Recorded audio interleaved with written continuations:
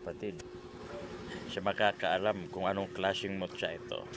May papremyo akong ibibigay sa iyo. Ayan. Ito po ay madali lang naman. Mag-comment ka lang naman kung anong klaseng mutya ito. Sa tingin mo, ano ba ito?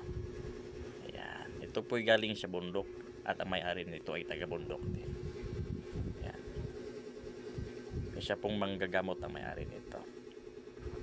Ayan. Siya po sikat doon na manggagamot sa bundok. At magaling din ang kanyang karunungan.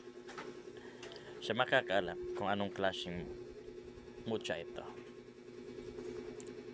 Comment po lang sa comment section.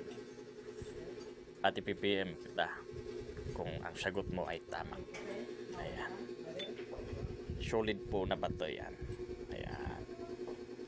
Ayan po. Kaya po kumikintab kasi may langis po yan. Ayan.